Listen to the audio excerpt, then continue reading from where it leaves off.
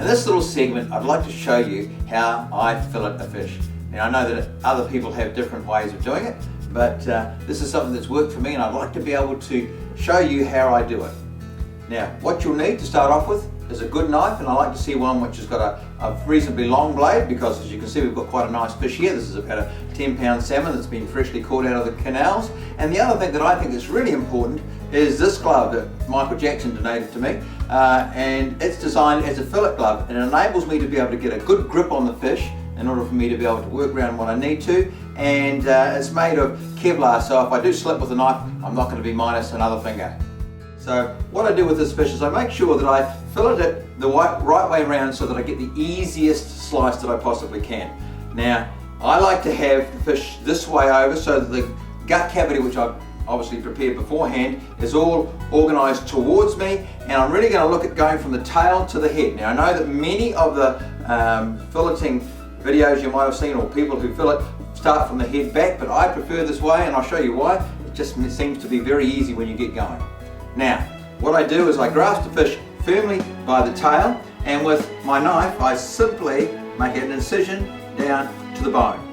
Once I reach the bone, the whole trick is to keep that as parallel as I possibly can as I'm cutting up, avoiding the fin here, and making sure that when I get to the place where the vent is, that I can get the incision working that way. Now, here's where it gets quite easy with what I'm doing. This gives me a great grip on here, and really all I do is make sure that I keep parallel with the backbone of the fish. There we go. We have a beautiful looking salmon fillet all ready to go.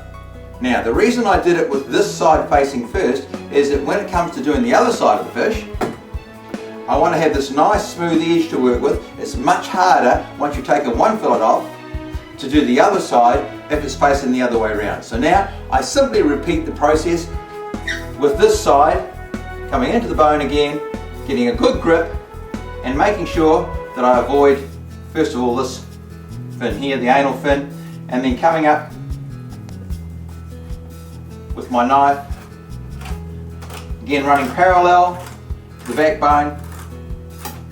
There it is, as simple as that. This bit here, I don't need any more. Some people might keep it for soup, not me. I'm catching lots of fish, so I'm going to enjoy the luxury. Now, once I've got this organised this particular way, I now need to remove the fin. So I simply pull out the pectoral fin, and with my knife, chop it off like so. Throw it away. Then it comes time for me to remove the bones of the rib cage. Now, I don't want to lose any of the meat where I can, so I'm very careful and using the tip of the knife to come under the bones which are sitting there, and I simply start paring this off as I go. And the further I go, the deeper the cut goes, removing the bones like so. There is my slab ready to go. So it's time for me to skin my salmon fillet, or my half salmon fillet, and what I do is I cut down to the skin with my knife, making very sure to keep it as parallel as I possibly can. If I cut down too steeply, I'm likely to cut through the skin, which is very, very thin on a salmon.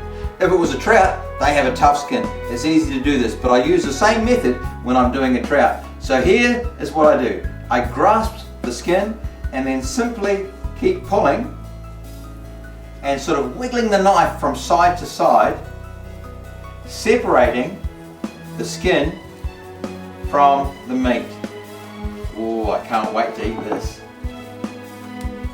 There's a row of bones that runs right down the centre of the fish, and they are angled, and they're angled a bit on an angle like what I'm doing here. I'm just pointing that out. Runs down there, they stop about there, and I need to remove those. Now, there's two ways to do it. If you're really clever, and especially if you paid a lot for your salmon, you'll go with a set of pliers and you'll do what's called pin boning. But I guess I've been pretty fortunate over my years. I've caught a lot of these fish, and I'm just going to do it the easy way for me, which is to cut these bones out. And in order for that to occur, I need to make an incision just above the line of bones, using the knife on the same angle as the bones, so that I can remove them as I go. So this cut is always done above the line of the bones. Having done that, I make a second cut just below the line of the bones, as I'm doing here and now, and this cut captures all those bones, and I can then cut it out and throw it away. I used to have a cat who used to like this bit, but no cat no more, so into the bin it goes. It's one or two little bones. Just check that no bones have slipped through, because there's nothing worse than eating fish and finding a bone, and it sort of makes you a bit negative about eating the rest of it. But if it's completely boneless, it's wonderful to work with. This is like fine, high quality steak.